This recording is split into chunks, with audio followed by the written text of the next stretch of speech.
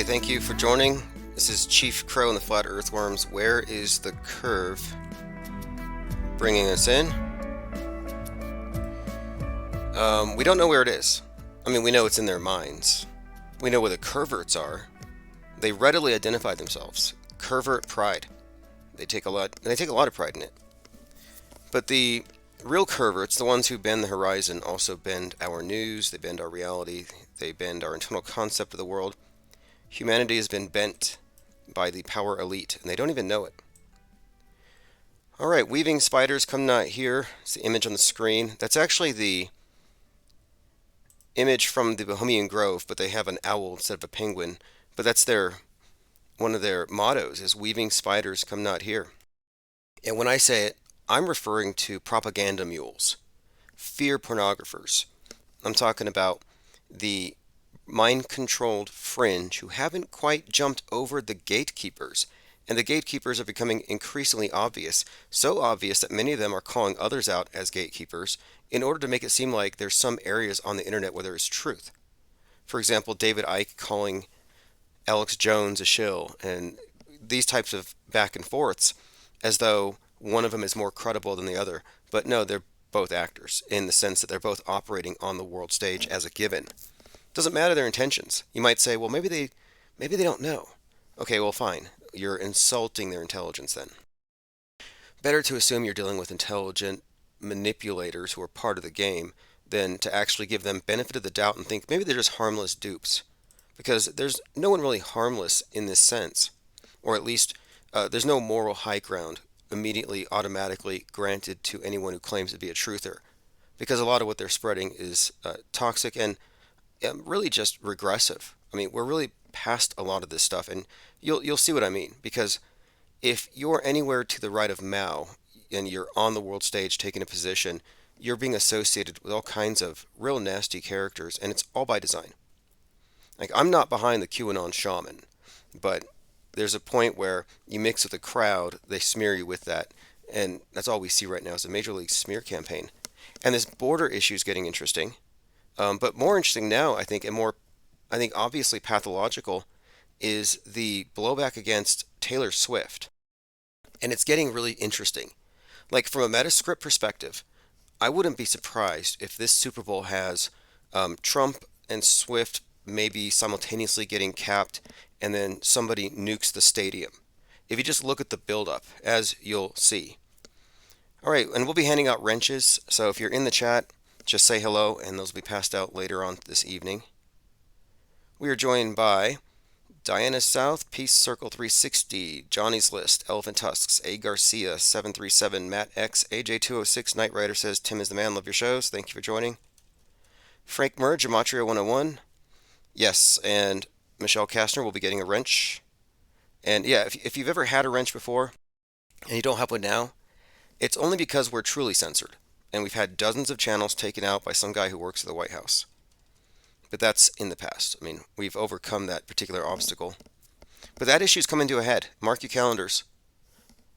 May 13th, 2024, IPS versus Google/YouTube and our channel stalker, White House Press Corps member, MG. There's going to be a meeting, a pre-trial meeting in Redwood City, California. So something to look forward to. Resolution. In fact, I spoke with Google's attorneys last week, and they told me that their basic response is going to be to do what they always do, which I've dealt with this before. Attempts to dismiss, challenge all of my claims and all of my causes of action, but I'm pretty confident it's going to move forward swimmingly. I'm still trying to serve Goldfinch, have an address, working on it, and if it doesn't work out, we'll have a backup measure run by the judge. Elephant Tusk says, I should say all the hype regarding the border at the moment has been going on for years. It's all distraction. Yeah, it's been going on for years, but I think it's part of a bigger PSYOP targeting the right wing with intense levels of insecurity. Like, oh, I'm insecure now because Tucker Carlson said the aliens are demons and they're dark. He uses those words. They're dark. They're demons. Okay, so now the right wing, and I'm just talking almost in a caricature sense, but things are divided along these lines. And if you look at the orthodoxies and the opinions, the consensuses that exist, to the right, aliens are now a threat. So now they're xenophobic against aliens because they're dark and from far away.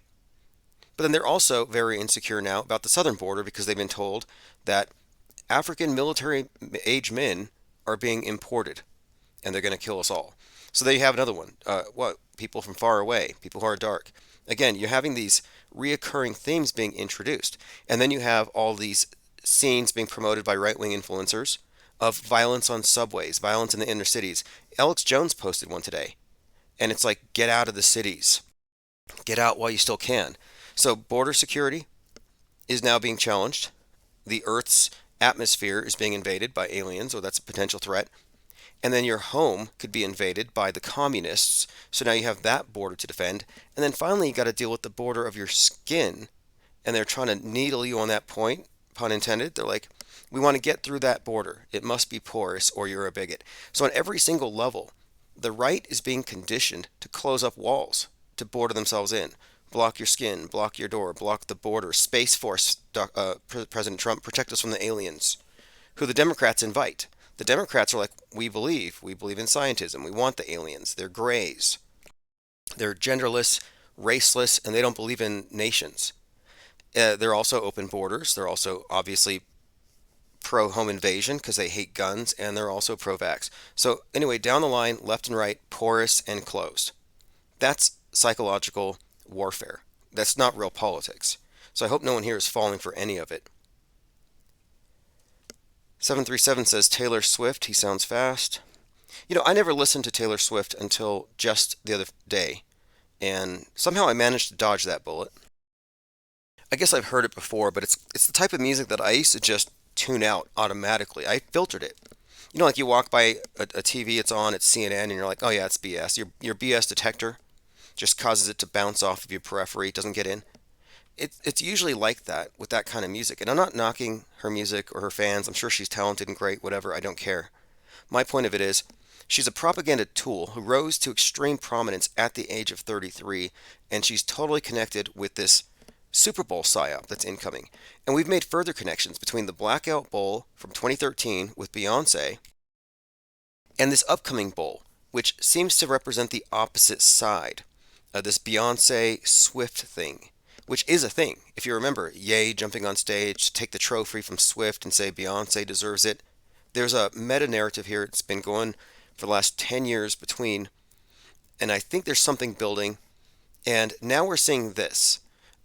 First of all, if you didn't know this, back in 2015, 2016, the alt-right, far-right, whatever you want to call them, the 4chan types, they loved what they called Princess Taylor, or Princess Tay Tay.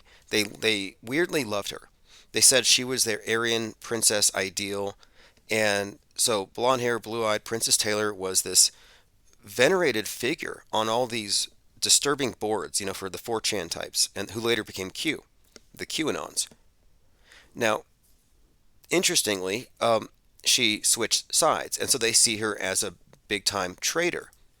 And this seems to be part of an ongoing build-up here. So, for example, Christian McCaffrey's mom says, Taylor Swift is dead to us, ahead of the Super Bowl.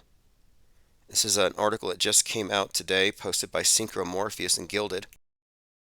Look, if you're not up to date, if you're not cutting edge on your Taylor Swift research, you got to join our Discord server, join our Gilded, go to ips.monster. Christian McCaffrey's mom says, Taylor Swift is dead to us. Now, we've already seen connections being made between Princess Diana and Taylor Swift. I talked about this the other day, all the number 13 stuff. There's suggestions here that there's some anger from the right directed at her, as you'll see. But interestingly here, ahead of the Super Bowl, Christian McCaffrey's mom says that she's boycotting Taylor Swift, who's dating the Chiefs tight end, Travis Kelce. On February 11th, the 49ers will take on the Kansas City Chiefs, but drama is unfolding between the sides as she's dating Travis Kelce, who's facing off against Lisa's son, Christian McCaffrey. But anyway, I refuse to listen to Taylor Swift songs for the next couple of days, she said. I love her, but we're boycotting her songs. And she's dead to us this week. So maybe they're just joking, but the headlines are what I'm pointing out here. And this is where it seems to be heading. And then on the Trump side of the fence, we're talking about still these upcoming psyops. Just last week, we were discussing the Atlantic, where it had the bullet hole, and then it had the $47. And Laura Loomer came out saying, "Hey, this is predicting a headshot on Trump." And she said it was a threat. We were just pointing it out. This is just typical par for the course predictive programming. But look at this. The Trump admin, Mike Gill, who was shot during a carjacking, actually died. Mike Gill, married father of three, who was a member of Trump's administration, has died. He was shot during a deadly carjacking rampage in D.C. Monday night. So when you look at the headlines, you just see like Trump, shooter, D.C., dead. It's like meme warfare, or sowing the seeds, planting the seeds, placing the ideas there, expanding your frame of reference. So there's something going on there. And we've been talking about the martyrdom of Trump, the ongoing Christification of Trump. And for example, John Voight, who has a lot of clout with the right wing, they love their right wing actors who pretend like they're being oppressed by the Hollywood elite, like they're not part of the show. But here he is, talking about how Trump is being persecuted like Christ. Believe that the man that can help this nation, the one man that was ridiculed, destroyed as Jesus, Trump. As Jesus, Trump. And one other point here. Trump was arrested on 4/4/2023 in front of that courthouse. Coincidentally, Joker 2 is being filmed there. This was Holy Week. That was the 55th anniversary of MLK's assassination. This was following his own followers calling him Jesus. Saturday Night Live actually had him as Jesus at the Last Supper. So Last Supper stuff. But that very suit that Donald Christ wore that day, he had chopped up into 47 pieces so it could be auctioned off, which is straight out of the Bible when Jesus has his garments ripped off and auctioned. What we're seeing here is the intentional patterning, the intentional association with Christ, because it's part of this oncoming psyop. But let's continue to listen to what this very credible man is saying. Jesus, Trump, can come back and save the American dream for all and make America great with the dignity, with the power of who she is, the land of freedom, God's land, God's glory. Wait, he just gendered America as a she. And if you think about it, and we've done this before, if you really go into the meaning of MAGA, it means witch. MAGA is a feminine form of like magus. So like if Gandalf got married, it would be a MAGA, magus and a MAGA. So the MAGA could also reference a sorceress like the Whore of Babylon, who wears scarlet on her head, and across her brow it says Babylon the Fallen. What does MAGA mean? It means America the Fallen. Make America great again. America sucks now. America fell. So across his brow, scarlet hat, America has fallen, says the sorceress who's vaxing the world with her pharmaceuticals. So in other words, Trump is probably the Whore of Babylon more than Christ. But he's got a lot of people fooled. Okay, moving on. There's so much here. Now, really quick, I also want to jump into this topic. So we're talking about Taylor Swift and the ominous predictive programming buildup towards something happening to her, specifically as a result of antagonizing the MAGAs. Now, the Trump assassination stuff has been building up again, and you're going to see it's getting even thicker in the mainstream area with Alex Jones promoting this theory, saying it's going to happen. In fact, Alex Jones wants it to happen because then the MAGAs can go ham on the deep state. It'll be like, that's the starting shot before they finally drain the swamp. Retaliation. But then there's this. There's a lot of stuff about Vegas about to get nuked, and we were checking out Atomic City. U2 drops Atomic City before christening the sphere. So in Vegas, Atomic City, which is a song about Vegas, and you have Vegas Fallout.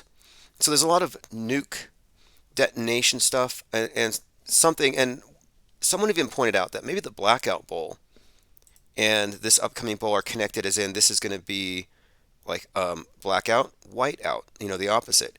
And a nuclear detonation would begin with a bright flash, which you see in this video, Atomic City by U2. So again, we're talking about what's going to happen in Vegas on 2/11, first day of the Year of the Dragon. By the way, Taylor Swift has generated a whopping $330 million for the NFL with this romance. And some have compared this romance to the romance of Princess Di with whoever that was that died with her. Welcome to the Death Star. Everything to know about the Las Vegas state-of-the-art Allegiant Stadium hosting the Super Bowl. Now, the zip code there has an 88 in it, 88. It's like 89118. The address 3333. Typical stuff. I mean, it's down the street from where they did the Harvest Festival PSYOP.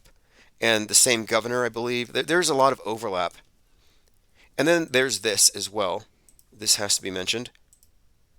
Live at the Sphere, Dead Forever. How ominous.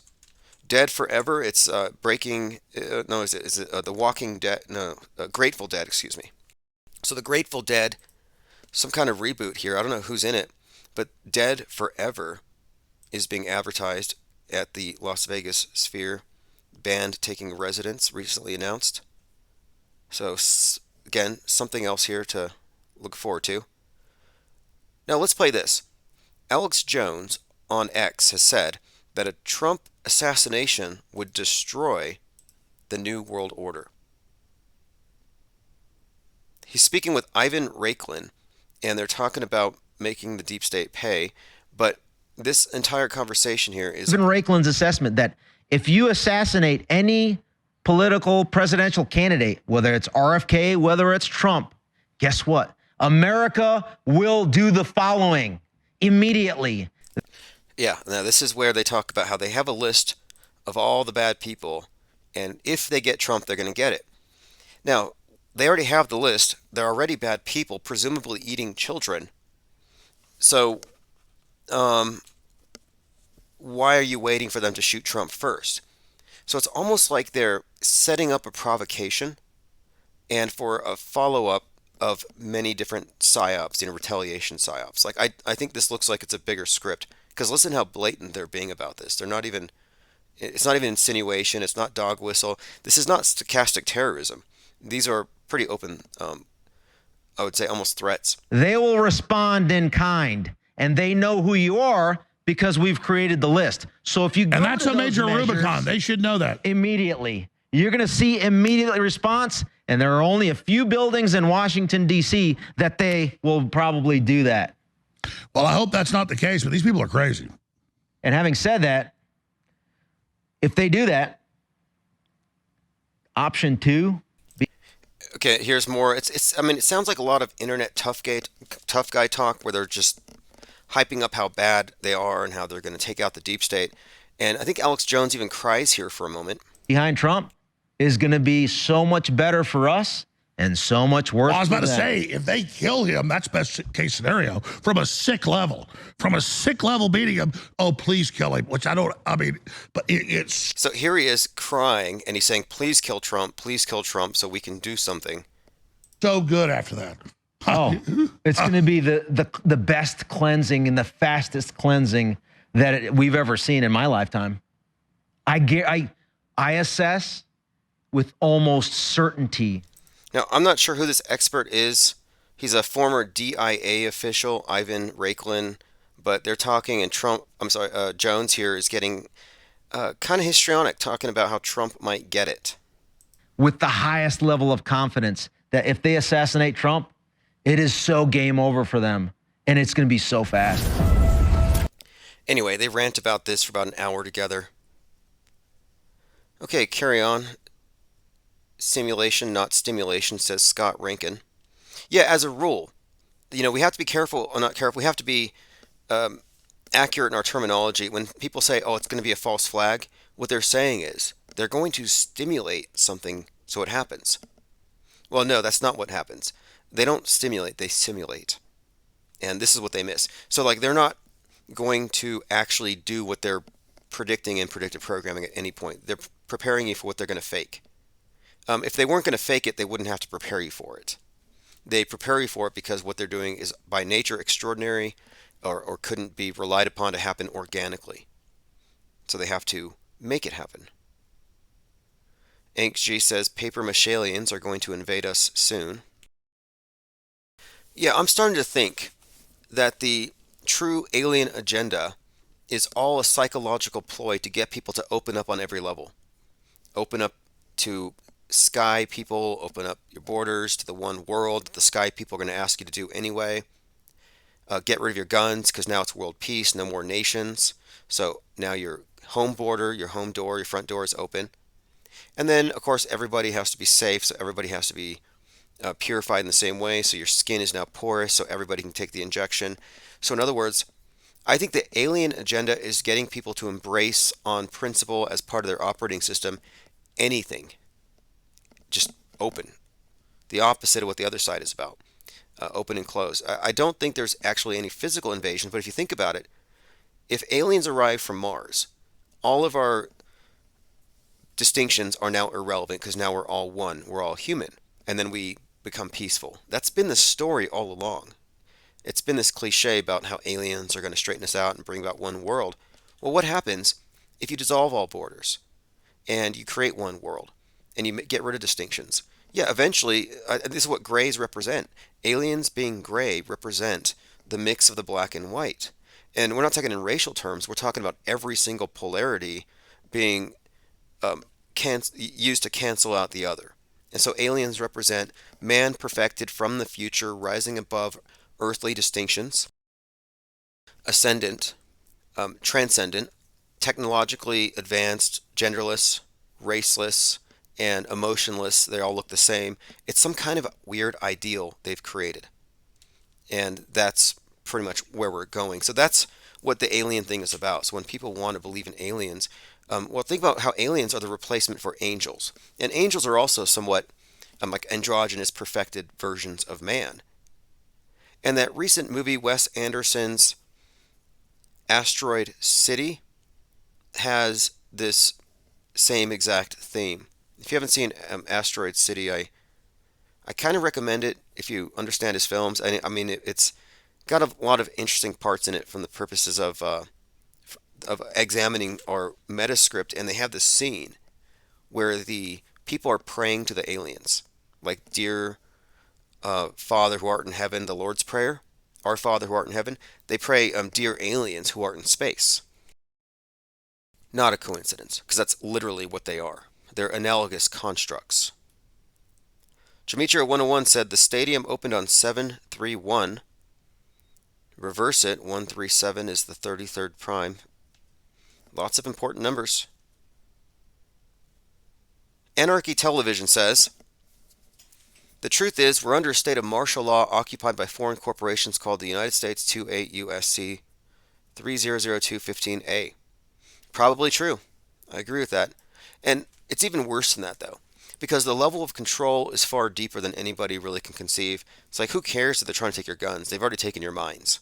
Like, the mind control goes so much deeper than any potential police state with people kneeling on your neck. I mean, and it's total control, and it's invisible. I mean, we're in a doomsday cult. At a very minimum, you have to agree with me on that point. If you don't believe we're in a doomsday cult, you don't watch the news, and you're a conspiracy theorist, and you're dangerous to society. Because the norm, the status quo, is that we're all going to die, and if you're not active about it, you're part of the problem. Okay, JT says it's just a head wound. Oh, yes, yes. Donald Trump is only going to get a head wound. It's going to be similar probably to the Reagan getting shot. I mean, we're talking about a PR stunt. You know, maybe instead of calling these things PSYOPs, we should just call them corporate media PR stunts. Oh, another one of these corporate media PR stunts with simunition and fake dead kids. Instead of calling it a school shooting PSYOP. Because you call it a PSYOP, well, now you're using the same terminology as people who don't know what they're looking at. Because if we're looking at a magic show, they think they're looking at a crime scene. Okay, continuing. Scrapper Bob says aliens will be in the plugs and will take over the person. You know, I listened to this disturbing video today. Someone posted it in our Gilded chat about how it was really about the idea of Neuralink and how they don't need any hardware in order to already do this. And the video was suggesting it's already being done. And I was kind of joking last week when I said that I'm Neuralink, because oftentimes I'll think about something and then I'll see it in a video or an advertisement without even typing it or saying it. So it's like, okay, there's no way they're reading my thoughts. Well, then my main computer catches a virus and just dies right in front of me, won't even open to the password screen, and then I have this really incredible like chills just come over me, and then I get the flu and I get sick for a few days, or disease X is what I think I got. So I'm thinking maybe disease X is like a literal computer virus that they somehow managed to, in some kind of Neuralink, Bluetooth, Neuralinked, um, wireless way, they transmit it and they infect you with it, or something. Or it's a coincidence that my computer and me both got sick at the same time. And shout out to Cope for replacing the tower. If it wasn't for the generous support of our think tank members buying new parts, fixing things as this thing goes, we wouldn't be able to maintain the flow. And this flow is important because we've been keeping this thing going for years and we're gaining momentum. So we have a new computer, and the nice thing is the audio encoder that gets us playing on TuneIn, RadioNet, Radio King, all the audio channels that we're on, that computer is now a desktop instead of a laptop. And that laptop was lagging. It wasn't doing its job. So we're stronger now. And I have an editing computer. So we're going to have to do some productions. For example, we need to do maybe a 3-part series, a breakdown of January 6th. Because we can't trust non-auto hoaxers to do the definitive documentaries debunking things if they don't see the big picture, because then they're just wrong. And that's just factually speaking. Factually speaking, the mainstream media is a liar. And it's just a question of how much is it lying, and it's close enough to truth in certain areas that people can live with it and they can live in the lie, but there is a distinction. And if we're trying to arrive at objective truth, we need to go ahead and make that distinction from the get-go. The red pillar will never arrive at truth because their frame of reference includes the mainstream view and they build on it. In other words, the so-called awakened red pill community exists in a subset of the mainstream delusion, but their version is scarier. They're scared of cirrus clouds in the water and immigrants. But the difference is simply they've added more onto it without subtracting the BS at the beginning, which is where you get these people who believe in, yeah, the moon landing's fake, but the secret space program is real. No, you haven't even demonstrated that space travel exists, and you're jumping ahead of that because you've assumed that the mainstream frame of reference has some validity, which it does, but you haven't deconstructed the areas where it doesn't. Dua Simpera says, the more they have us fearing death, the easier it will be to sell us ascension into the metaverse and the metaverse and the cloud. There's a show on Amazon called Upload about this alternative heaven.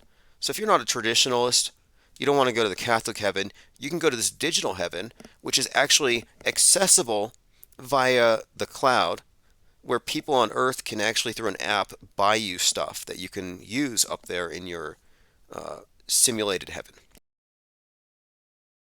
And having us fearing death, also making you feel guilty about breathing, guilty about your carbon footprint, making you recycle. When you recycle, you're just basically confessing your sins. You've accepted the premise of the new original sin of the carbon footprint, which I don't do.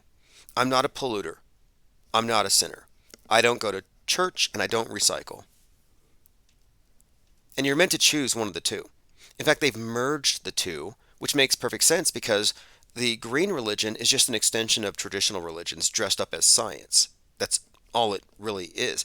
You can go to NBC.com and look for NBC Climate Confessionals, where these libs will kneel in front of the TVs and very prayerfully they'll think about all of the things they didn't do to please Gaia, and they will confess their climate sins. There's some lady on there who's always confessing every Sunday. She's like, I use too many paper towels to clean up after my cat. Gaia, please forgive me. It's like, sorry. But eventually the CCP is going to get your docs and you're probably going to be executed. Like, I wouldn't volunteer that kind of information. Okay, continuing. Diana South says, "Did the film crew bring Disease X to your computer?" I'm thinking that maybe Marcus Goldfinch broke in here one of these nights, sabotaged it. Scrapper Bob, good point, says, "It's impossible to imagine what NASA has done with all that money all these years.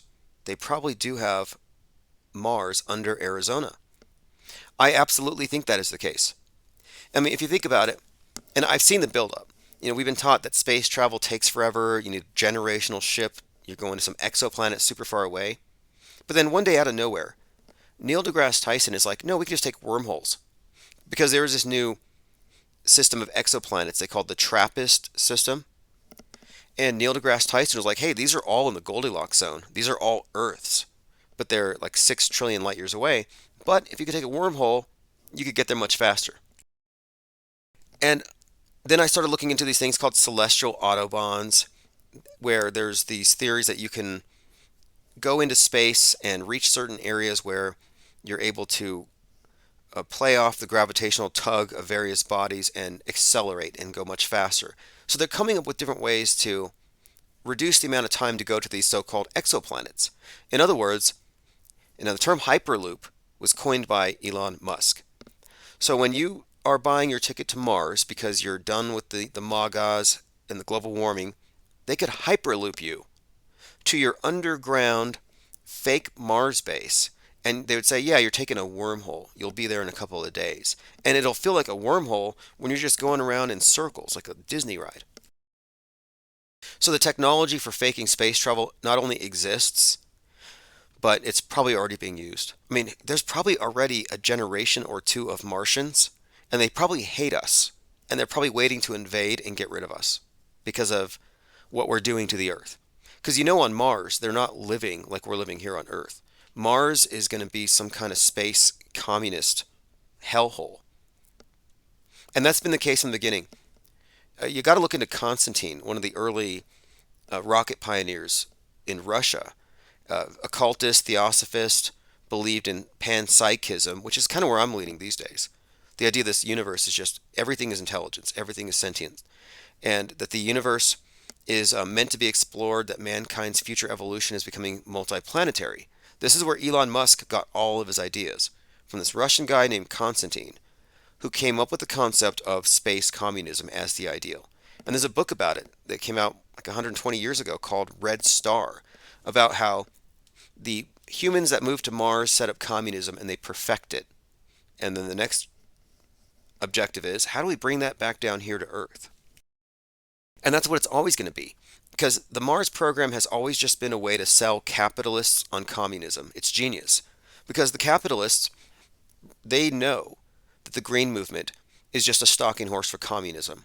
They're like, oh, look, watermelon Marxism, green on the outside, red on the inside, Greta doesn't fool them.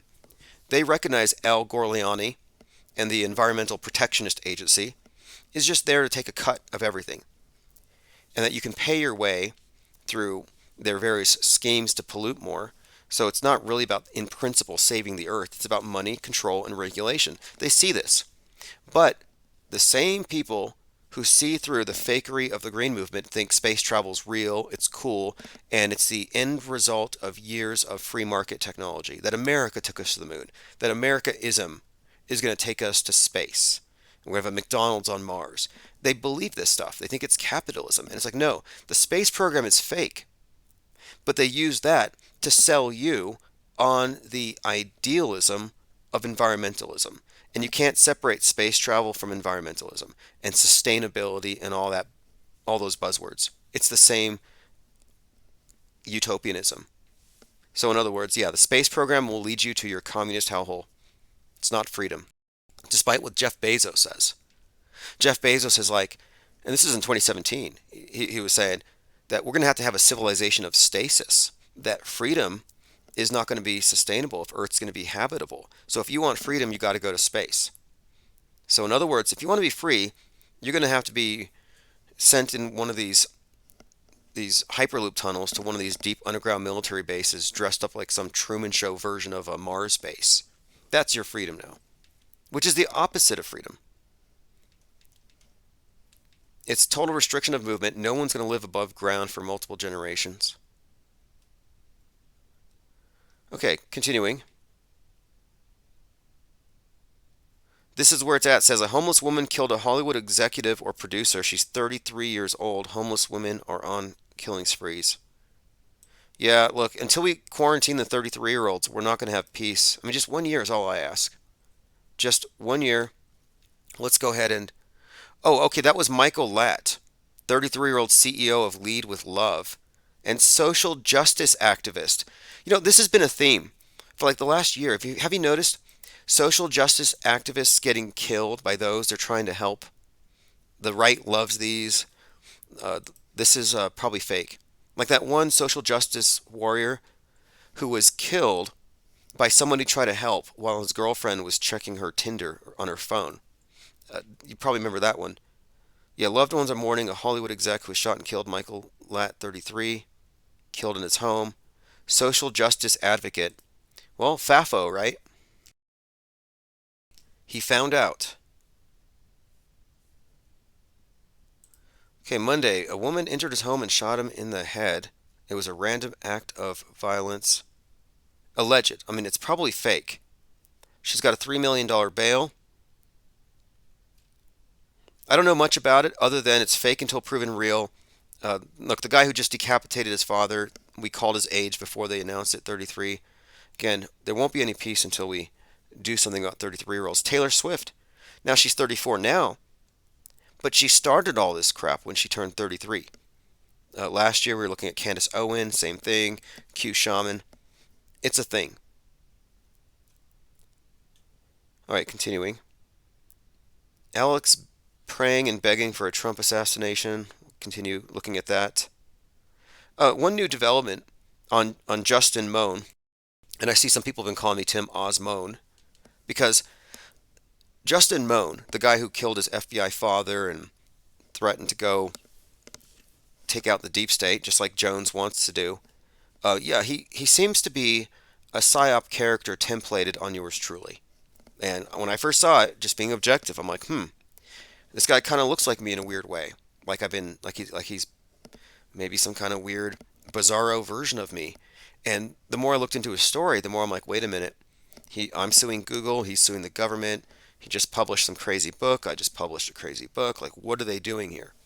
And weirdly enough, a week before Justin Moan did this, I had a caller who actually said that they wanted a French Revolution style takeout of the deep state and the Democrats and the media. So I'm like, wait a minute here. It's a good thing I didn't endorse violence. It's a good thing I've recently endorsed inactivism. I'm an inactivist peacenik because it seems like everyone's going to go lose their heads, and I don't want to be dragged in with that. I do not believe in violent, bloody revolution. Scrapper Bob says, what about an underground massive? Yeah, there could be multiple cities. I mean, the idea of deep underground military bases converted into space bases explains a lot. I've encountered some strange videos. Like there's this one individual who claimed that he was part of some secret project where he was like, quote, jumping to Mars, some kind of ship or time travel, some sci-fi experience that he had, right? He claims he saw Obama on Mars. Now this sounds crazy, but now thinking about it, if you had a crazy brainwashed person, it would be like that TV show that ran for 10 episodes. It was called Space Cadets, where they had 5 people convinced they went to space. Well, I could see convincing someone that they went to Mars through Hyperloop in a sufficiently convincing underground base. And do you remember that other guy? Was it Dr. Robert Knight, the former CIA operative? He was on InfoWars, and he claimed that when he was in the CIA, there was evidence of children being sent to Mars. And he said this on InfoWars, which is usually, you wouldn't even take that seriously. However, NASA responded. NASA denies InfoWars' claim that they run slave colonies on Mars. They actually responded. This was in 2017 when Alex Jones hosted a guest who swore NASA uses children as sex slaves on Mars. The agency responded. This is Robert David Steele, who fake died of COVID after preparing to do a nationwide tour and embezzling all the money and spending it on expensive hotels and champagne and stuff. Conveniently died. NASA denies InfoWars' claim that they run a slave colony. According to Robert David Steele, we believe there's a colony on Mars populated by children who are sent into space on a 20-year ride, Steele said. Once they get to Mars, they have no alternative but to be slaves on the colony. 90% of NASA missions are secret, I've been told, by high-level NASA engineers, and you have no idea there's so much stuff going on. Now, that sounds crazy. Robert David Steele, former CIA, it sounds crazy, or it sounded crazy, rather, but it doesn't now. It wouldn't be a 20-year ride. They got there in a few hours on a Hyperloop, if that, maybe just a few minutes. I mean, they're just going beneath Arizona or something. And then they grew up. They spent 20 years being raised on a Martian base. Like, what if the entire time deep space has been deep underground? What's more likely? Billions of dollars a year, and all we get are these crappy graphics, artists' conceptions of what it might look like far, far away? What's more likely? That they're actually paying these artists a lot of money, or that these graphics are all that expensive? Look at the shoddy special effects on the space station. I could make that in my garage. That's not $1 billion operation. So it's all going into the ground, I think. Elephant Tusk says, the Internet of Bodies. They brag about this at the WEF, hackable humanity. Oh yes, we're hackable animals, and I did watch a video about the Internet of Bodies. This is where it's at, says Moonbase 8, a TV show about a space simulation. Yes, well, I'll have to check that one out as well. Moonbase 8 follows 3 subpar astronauts on one of several NASA Moonbase training simulators in Winslow, Arizona, hoping to be picked to go to the actual Moonbase. Fascinating. And that's probably what they think. You know how many of these poor fools are in these Mars preparation centers? It's like going to a prison in Siberia. You're going to go live in a tent, close quarters with 8 people at the edge of the world to simulate Mars? That's what I said. The capitalists, the freedom-loving people have been sold on the premise that the ultimate in freedom looks like a Siberian outpost. Like it looks like a desolate landscape and a small prison and confined quarters with a bunch of people. That's their preparation for Mars. It's about isolation, training people to be isolated. That's what most of it is about.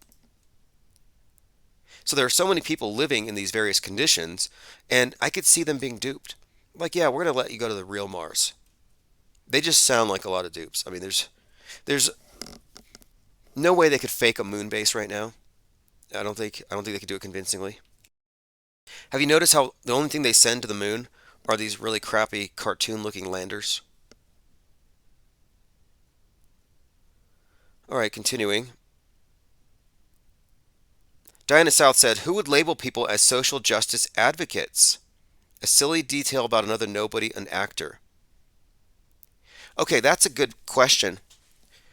They already have these narratives as to who they are. Like, for example, those 3 Kansas City Chiefs fans who were found dead in their backyard, they froze, hypothermia. Well, why did they tell us, oh, these 3 Kansas City Chiefs fans froze? What if 2 were fans of the Chiefs and one liked the 49ers? What if one of them hated football? Would they have said, 2 Kansas City Chief fans and a guy that hates football died? Or a Kansas City fan, a 49ers fan, and a Raiders fan died?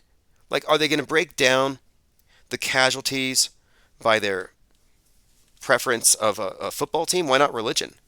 Oh, a Christian, a Muslim, and an atheist just died. Or, no, a Christian, a Muslim, and a football fan. Like, they're giving you these points that they're only doing it because it's part of some bigger narrative. I'm with you on that. Dinah South says, I'm a peacenik too. Yeah, I'm an avowed peacenik. And I'm also anti-war. I'm a conscientious objector to the mind war. And anybody who is a part of the info war cannot claim to be anti-war. So in other words, if you're a propaganda mule running some red pill psyop on me, saying, hey, you need to be afraid of military age males coming across the border, I'm going to call you a warmonger. And I've been saying for a little while that the Save the Children psyop, like, oh, the save the children, vote for Trump. Oh, the children, which children? The ones being trafficked by the deep state. Their adrenochrome is being harvested. Okay, well, that was 2015.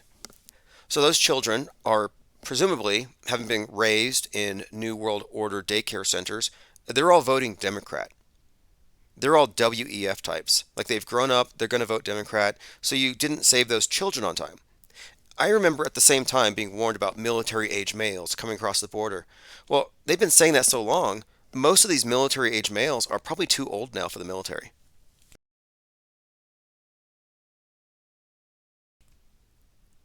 Isabel Ann says, I hope Bezos sprays champagne on me when I get to Mars. Yeah, Bezos' champagne spraying is legendary, and it's every bit as it's the best way to describe it is this guy is the high priest in a fertility cult, and when you look at him spraying champagne on people after his launches, it has another meaning because we're looking at the high priests of Mystery Babylon.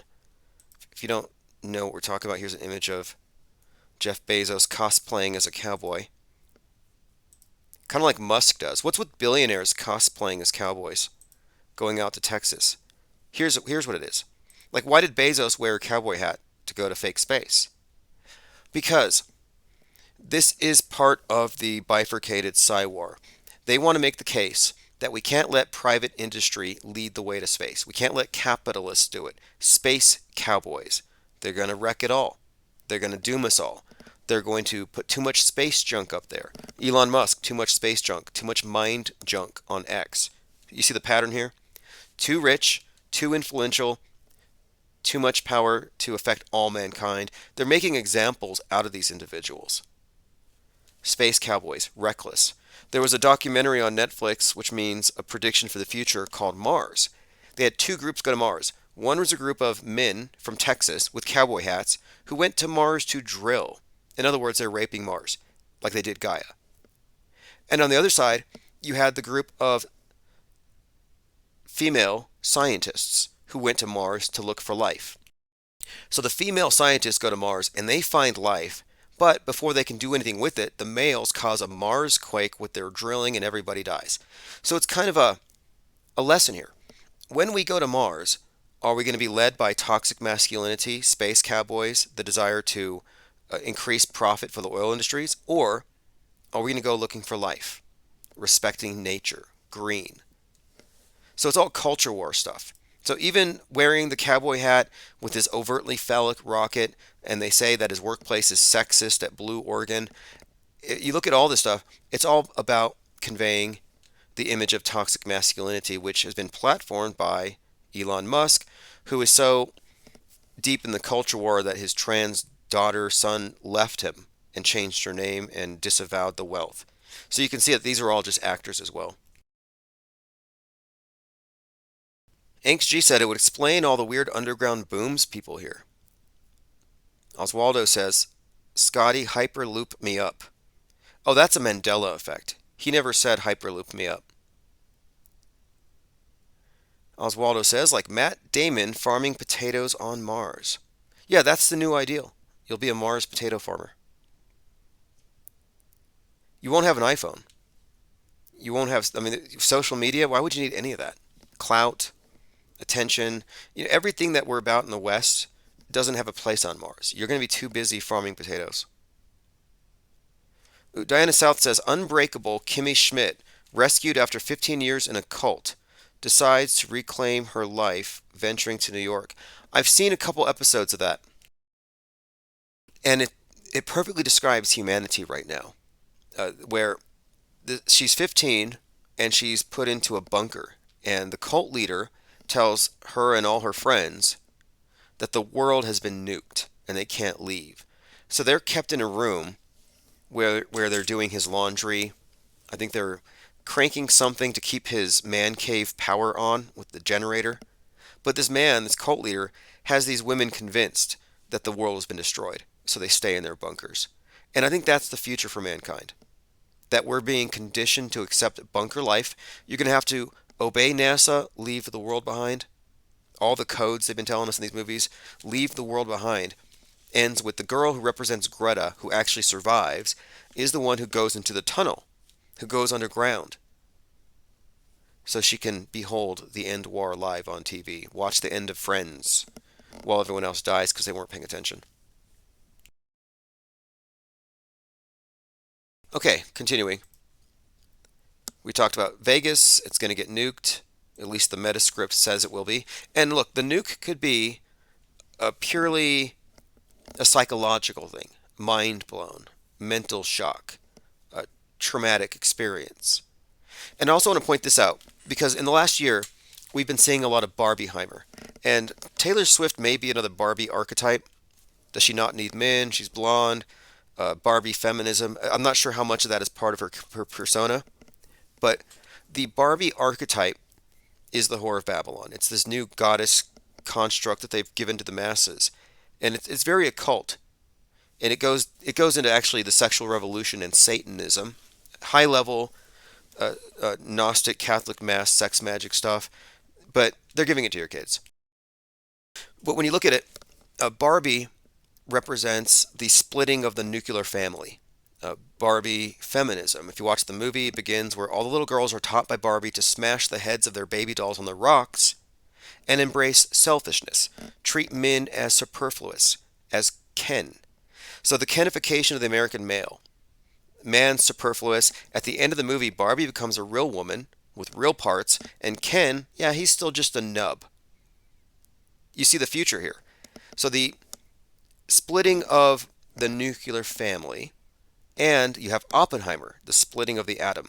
Now, Adam, also the first male, Adam, splitting, castrating, cutting, and you also have the splitting of Adam as in when his rib is taken out and they create Eve, and that again, that destroys, that leads to chaos. Eve is like Pandora.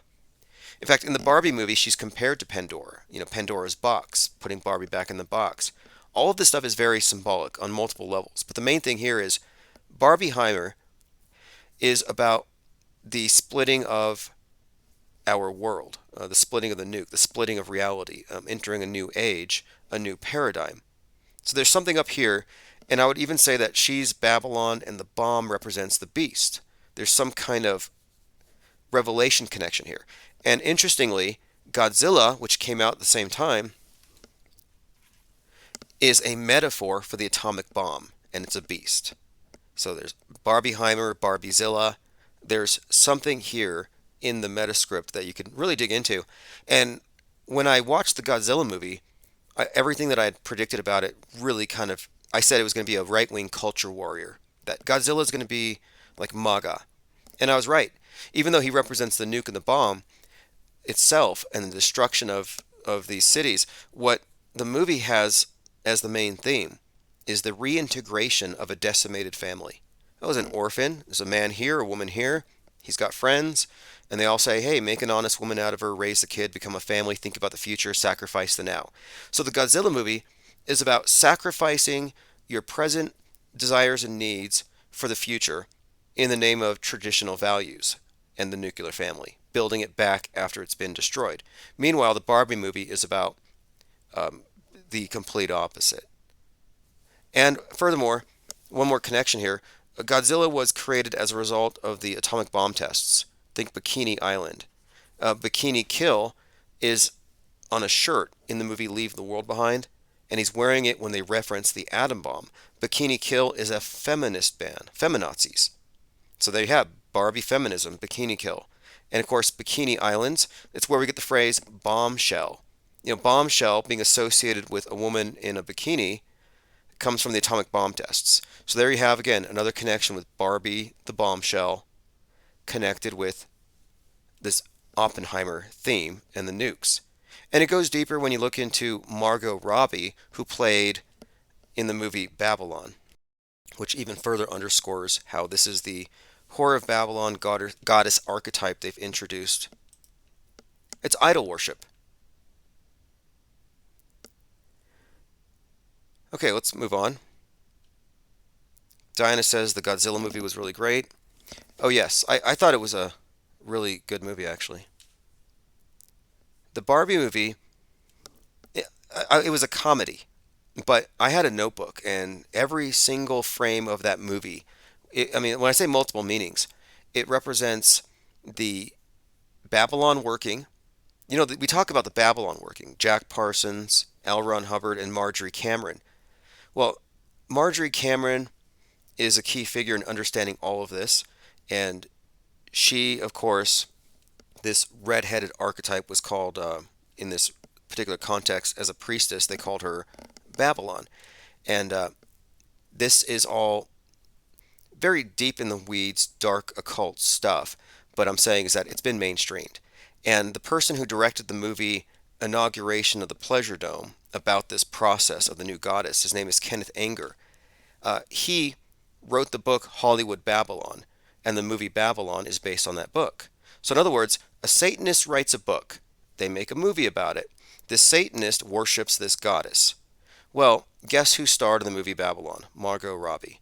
So you have direct connections between Barbie and the Whore of Babylon, and of course, the sexual revolution and Satanism is all in there as well. But that's not where we're at right now specifically, other than to point out this is the year of Barbieheimer, and so we have this Barbie archetype Taylor Swift, and all this nuke symbolism being pointed at Vegas. And then there's another connection. Let me point this out as well. So if you remember last year, Taylor Swift wins Grammy for All Too Well. This was last February. On Sunday, the 33-year-old stepped out for the 65th Grammy Award. So she's 33, she gets her Grammy. At the same event, Beyonce breaks record for most Grammys in history, 33rd Grammy. So you have Swift and Beyonce at the same place, very prominent 33s. Again, it was Beyonce who performed at the Blackout Bowl number 47 with the 33 Minutes of Darkness. Now get this. That was 11 years and 9 months until, it will be 11 years and 9 months exactly as of the Super Bowl. So on Super Bowl Sunday will be 11 years, 9 months from the Blackout Bowl. So I put this down here. Beyonce Swift connection could be something about the opposite side of the Blackout Bowl, and I thought maybe a flash of light would explain it.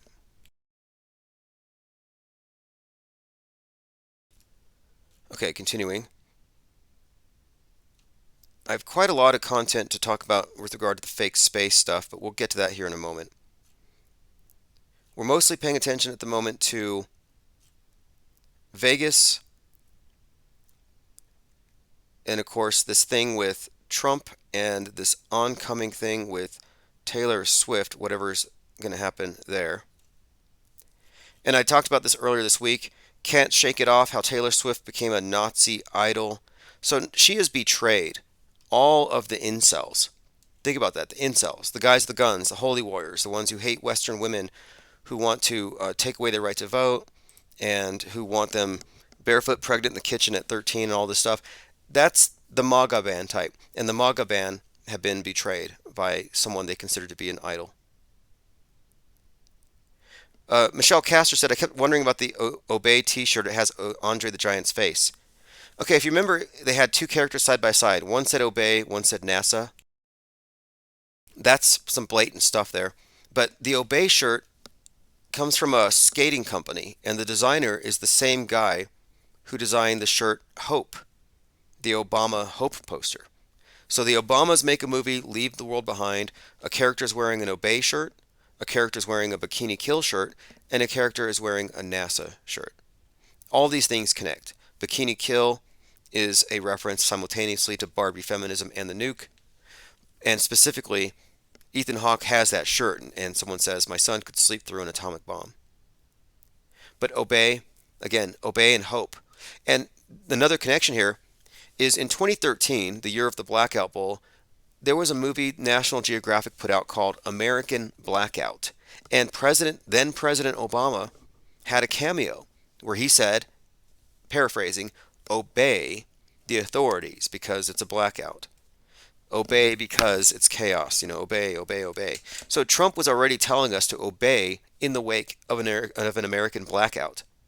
And then 10 years later, he comes out with this movie and it literally says obey. And of course, Higher Ground is his company that put it out there. This is where it's at. It says Taylor Swift is flying in from Japan for the big game. That could be another connection. Do you remember there was a tsunami in Japan recently? And I looked on Drudge and all the photos showed people in black and white. And I was like, it looks like the movie Godzilla came to life. There was even a crack in the ground, like Godzilla had stepped there. Like, I think Godzilla attacked Japan a couple months ago. But yes, her flight from Japan to the game is 13 hours. Another of the 13s associated with her. Okay, let's continue. We have something here. Oh, yes. We're going to get into some of the Trump stuff. Let's get into this really quick here. So the movie Taxi Driver was a huge influence on John Hinckley Jr. You know, the guy that shot Reagan? Coincidentally, John Hinckley had JFK's birthday of May 29th. Yeah, the guy who shot JFK, the guy who shot Reagan had the same birthday as the president who was shot. Kind of a fascinating connection here, but Hinckley was also associated with the Bushes. Some people thought that the Bushes knew him.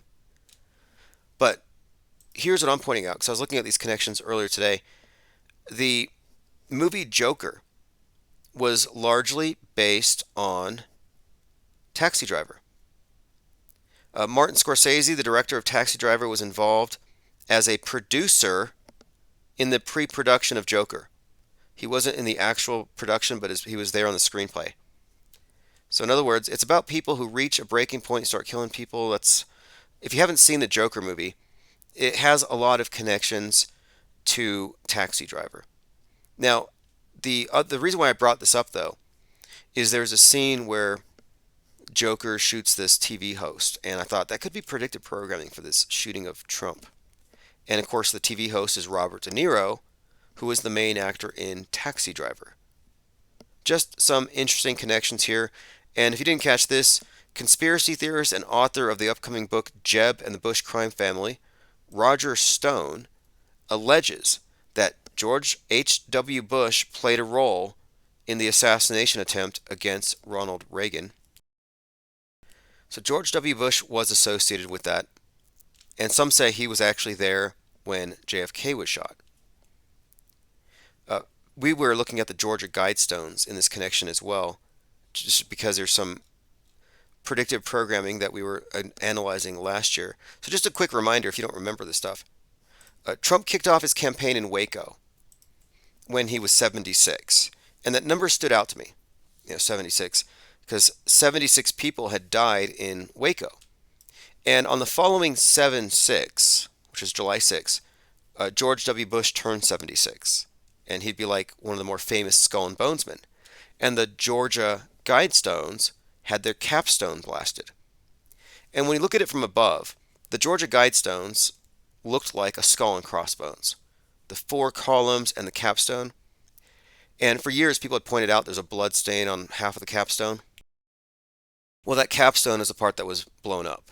And so if you look at it from this perspective, it's kind of an interesting way of looking at maybe even a headshot. So the connection here is the headshot of the Georgia Guidestones. They're 42 years old on George Bush's 76th birthday on 7/6. So we're looking at this, and then 2 days later, Shinzo Abe, or Abe, like Abe Lincoln, he gets assassinated. And this is significant because he is close friends with Donald Trump. And this was 2 days after the July 4th, or 4 of 7, 4th of July, the 4th of July shooting at that 4th of July parade.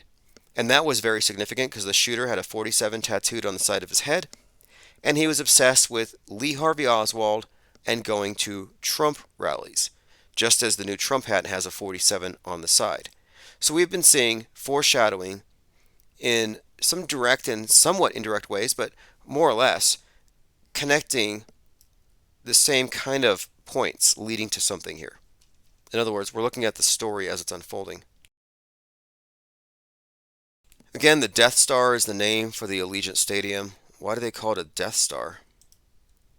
By the way, Death Star is Darth Vader's. What is it? Is it a real thing they hollowed out? Whatever it is, it's his spherical space weapon. But the Death Star happens to look 100% exactly like the moon of Saturn, one of its moons called Mimas. If you haven't seen the connection, Mimas looks exactly like the Death Star. And I came across this after recognizing that Darth Vader is a Saturn archetype. So Darth Vader, Saturn, Luke is the sun. So the idea that Darth Vader would have a weapon that looks like one of Saturn's moons is actually very consistent symbolically. But what does this mean? Not quite sure, but the fact that it's called a Death Star and now you have the Saturn. Saturn is the Terminator, T2. Kronos, very much associated with the nuke thing. Even T2. T is the cross, and then you put that with a 2, you get the symbol of Saturn. Terminator. The Terminator line is when night kills the day. It's the dividing line between night and day. So the Terminator is also Saturn, the ruler of night. So there's a theme building here. We'll see where it goes. Again, U2 drops Atomic City. U2 detonating Atomic City at the Sphere. Another Sphere reference. But moreover, U2, a big spy plane dropping a bomb. There's something here. And again, I mentioned this again. Mike Gill, member of the Trump administration, shot and killed. Seems like a buildup. Taylor Swift is dead to us. Now, someone posted this today. This is from his doctor's office. Fresenius Plymouth Creek. Dear patient, this letter is included for you to keep in case of a curfew being put into place by law enforcement. A curfew could take effect for different reasons such as weather, lockdown, or civil unrest. If you get stopped, you can show this letter as proof that you're a patient needing treatment. I've never seen something like this before, but I mean, this is an interesting thing to show up at this time because we've been kind of wondering, let's say they do a EMP, electromagnetic pulse, high altitude nuke, or dirty bombs, more likely. In fact, National Guard in Texas last year, or a couple of years ago, were doing drills for drone-borne dirty bombs. So let's say they pull something like that off. It's just going to be a lot of lockdowns. That's all. You're going to be able to behold the end war live. Now, I say that because behold the end war live is an anagram for leave the world behind, which is telling you go into the bunkers and watch it all on TV, which is what that character does at the end.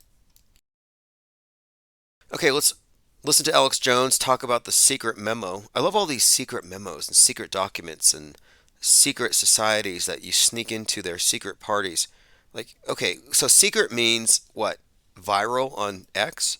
Like, at what point is it not secret anymore? Anyway, here is a secret memo that says that the Border Patrol is getting ready for white supremacist attacks. Now, you'll notice Bill Hicks does not say, get ready for a hoax. No. Bill Hicks is saying, get ready for the real thing. We've got a great team on the border right now, Chase Geyser and some amazing other people. I'm not going to say their names. And they met with good federal agents today who showed them the memo that they're saying imminent white supremacist attacks in Eagle Pass. Now, whether that's a real threat or not, the point is good people gave us this information. It fits into the whole Biden narrative to demonize the American people and to try to legitimize a totally open border and all the crime and all the sex trafficking that's happening. So obviously, we believe it's probably a false flag. There are some actual crazy people out there as well in this whole crisis that America is in right now. Remember, the guy that just chopped off his dad's head said it was time to go to war with the immigrants. And then you have the MAGA Army of God, truckers with guns going down to the border to fight the aliens. And I remember I said this last year. I said, if aliens arrive, you're going to see MAGAs with shotguns getting ready to fight the aliens. And I was talking about extraterrestrials. But look what's happening. Clearly, it's the same agenda. I'd say 90% chance that, yeah, they're probably provocateurs. But regardless, this is real intel. This is real information. We've got crew down there right now. We're reporting on it all. It's like Ray Epps is going to be down there. Shoot the immigrants. And someone's going to do it. And then they're going to say it's real and something's going to happen. That's how it's going to roll. And no one's going to say it was a hoax. They're going to say it was an inside job. The feds did it. So the left is going to say, look what you guys did on the right. All your hate has caused immigrants to die. And on the right, they're going to say, no, it was a false flag. It was a false flag. Ray Epps told us to do it. Tucker Carlson will say, it was an inside job. Ray Epps said to do it. Because if Ray Epps says to do it, then you don't have any willpower. Like if Ray Epps is there and there's 10,000 people and he says, run to the Capitol, they're all going to do it and it's not their fault. Let's see here. Ice Cube admits gangster rap was a CIA psyop to sow division in America.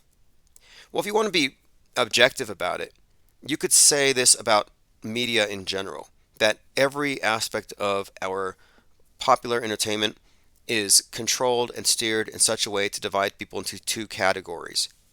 So this is not a surprise. But what's interesting, and Vision for the Blind remarked on this, and we've talked about Ice Cube. He was in a show called Are We There Yet?, where there was a monkey flu pandemic and lockdown, but since he was in the FBI or something, he knew it was a hoax, and he told them there was a hoax, and that he was going to Vegas to party.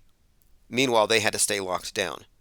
That was like in 2015 or something, or maybe even sooner. So Ice Cube admitting gangster rap is a CIA psyop. This is one of the themes in that movie, They Cloned Tyrone. Interestingly, in 1986, at the age of 16, Ice Cube began rapping in a trio called CIA before joining NWA. So he was with the CIA before he was with NWA. I'm glad someone did this. Rest in Peace Globe did this. A juxtaposition of the hair of an astronaut in the fake ISS and of women floating around in airplanes on parabolic flights simulating zero-G experience. And if you look, the hair in zero-G moves around like hair would be expected to. The hair on the ISS sticks straight up like it's been stiffened with too much hairspray. That's why there's a hole in the ozone. Look at all that hairspray they're using. But I want to point out that the new movie ISS knew this was a problem. They knew that if they had their actresses with their hair sticking straight up, it would look silly. But it would be consistent with the ISS, according to NASA. But they knew they couldn't fake it or simulate it to look like it does with these individuals on the parabolic flight, because then it would make the ISS look bad by comparison. So the movie version of the ISS had women with their hair slicked and tied down. No loose hairs. Why weren't there any loose hairs in that movie? It wasn't because they can't fake it. It's because they don't want to make the ISS look terrible by comparison. Okay, so today is Saturnday, 2/3/2024. A lot happening. Jack Posobiec has claimed, they've reclaimed Taylor Swift as their own, and they're now celebrating February as White History Month. And just last month, Charlie Kirk from Turning Point USA, who has several multi-million-dollar properties now, very wealthy guy, and I'm not saying there's anything wrong with that, but there's a lot of money in this type of politicking. So Charlie Kirk is saying that MLK is a fraud and we need to do away with the Civil Rights Act. So that's where they're at. And now they're saying this is White History Month, and Jack Posobiec is leading the way. Former naval intelligence, kind of like Steve Bannon, part of the same crew, very big on pushing moral panic, satanic panic, and QAnon and Pizzagate. That's where they come from. So these agitators are at the point now where they're bringing back their frog memes and their Taylor Swift, Aryan Princess. A raccoon has knocked out power for thousands of people in Toronto. That's weird. Speaking of, we were talking about this yesterday. There's there's a music video for the opening track on Leave the World Behind, and the video is called Revenge.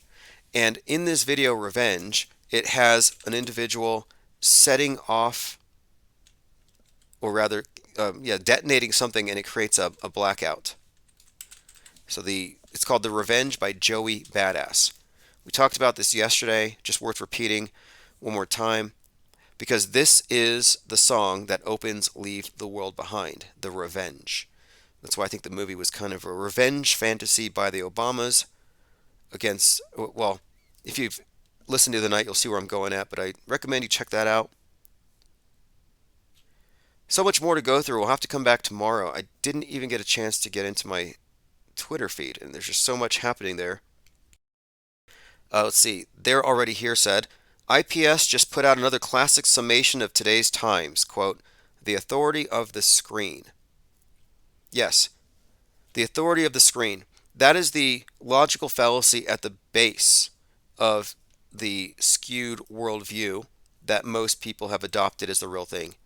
It's that they have accepted as implicit the authority of the screen, that it's somehow objective, that it's a window to the world to let you know what's happening at a distance, when in fact it's a filter and always has been. Let me just play this one more clip here. Speaking of satanic panic, this is John Hamill saying, the nation has made enemies through idolatry, witchcraft, and secret societies. Like, he's not wrong about this, if you think about it. And innovators for compromising the integrity of our foundational covenant with you, making deals with our enemies through idolatry, witchcraft, false religions, and secret orders, secret societies. Now he goes on, he says that they need to annul all covenants with Baal and Molech and Ashtoreth. Well, I'm sorry, but Ashtoreth, that'd be Ishtar, Isis, that would be Barbie, Taylor Swift, the goddess. Molech, MLK, actually, interestingly, the symbolism here, the dying sun god in death. Baal is another name, Lord, another name of the obelisk deity. But all these people who are praying and saying they need to get away from Baal worship, you know what? Every single time they send a rocket into space, that is a religious rite venerating Baal. You're all Baal worshippers as long as you accept the paradigm given to you by NASA. Forgive our betrayal, Jesus. We return to covenant with you alone. We return to Jesus. In your mercy, according to Isaiah 28. Now, shouldn't they be praying to Trump? I mean, aren't they confused? Restore our freedom. Anyway, moving on. The religiosity is going to intensify on both sides. And you can't just mock the right and say they're too religious or they're too much into conspiracy theory, because the left worships Gaia. They worship the Whore of Babylon. And their conspiracy theories have the approval of science, so they don't get branded that way, but it's the same thing. Tomorrow, I guess we'll spend more time talking about the international fake station. Here's an example, just really quick here, kettle and pot. Amazing Polly has put out a list of all the alt media personalities who are contracted with the wellness company. And the wellness company polices their content.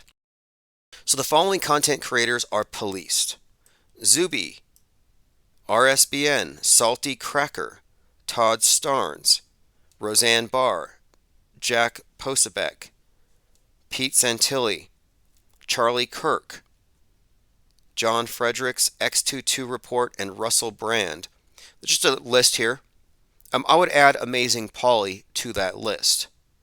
It's like a sneaky move. They try to make it look like, yeah, we're authentic. We're calling out the feds, like Baked Alaska calling out Ray Epps.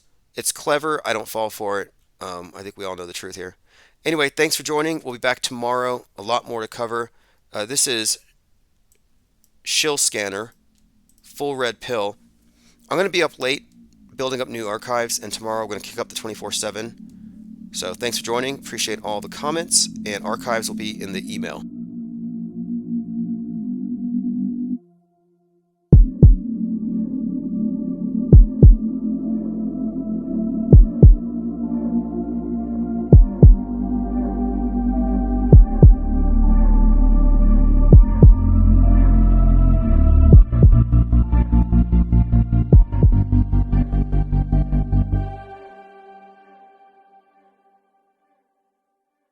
Full red pill, get the fuck out.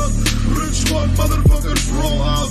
Give your pics up so all the globies can see we're in a motherfucking cold and prison 30th degree. What the fuck is wrong with society? And why am I such an anomaly? Everybody lives in idiocracy. Force-fed these deceptive theories exploiting the innocent youth. Why do we believe these lies that are presented to us as truth? Pseudoscientific nonsense. And in this universe of expanding bullshit, other worlds don't exist. We are trapped on this plane of existence. Flat disc, game of risk, checkerboard, conflicting sectors. 33 slices of the pipe within the vectors. Beehive, colony, you collect the nectar. Earth's broke down, man, someone call the record. I can tell you about some things that gonna blow your mind.